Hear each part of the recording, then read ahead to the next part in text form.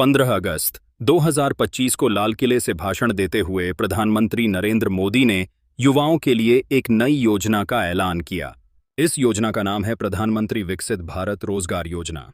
इस योजना के तहत पहली बार प्राइवेट सेक्टर में नौकरी करने वाले युवाओं को सरकार की तरफ से 15,000 रुपये दिए जाएंगे।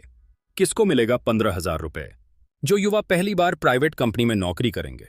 नौकरी में कम से कम 6 महीने पूरे करने होंगे, फिर अगले 6 महीने और पूरे करने होंगे ताकि पूरी राशि मिल सके। पैसे कैसे मिलेंगे? सरकार सीधे आपके बैंक खाते में पैसे डालेगी। पहली किस्त 7,500 रुपये, नौकरी में 6 महीने पूरे करने के बाद। दूसरी किस्त 7,500 रुपये, नौकरी में 1 साल पूरे करने और सरकार द्वारा चलाए गए फाइनेंशियल लिटरेसी प्रोग्राम पूरा करने के बाद। यानी कुल मिलाकर 15,000 रुपये मिल जाएंगे। कंपनियों को भी फायदा। हर नए कर्मचारी पर सरकार कंपनी को 3,000 रुपये प्रति माह तक की मदद देगी। इससे कंपनियां ज्यादा से ज्यादा लोगों को नौकरी देंगी। अगर नौकरी छोड़ दी तो क्या होगा? अगर आपने नौकरी 6 महीने पूरे होने से पहले छोड़ दी तो 1 भी रुपया नहीं मिलेगा।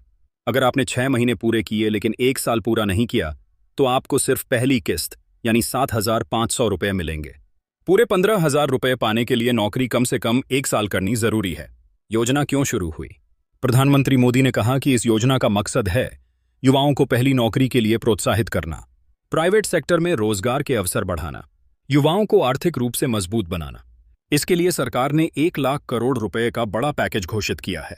अगर आप पहली बार प्राइवेट कंपनी में नौकरी शुरू कर रहे हैं तो मोदी जी की इस नई योजना से आपको 15,000 रुपये का सीधा फायदा मिलेगा।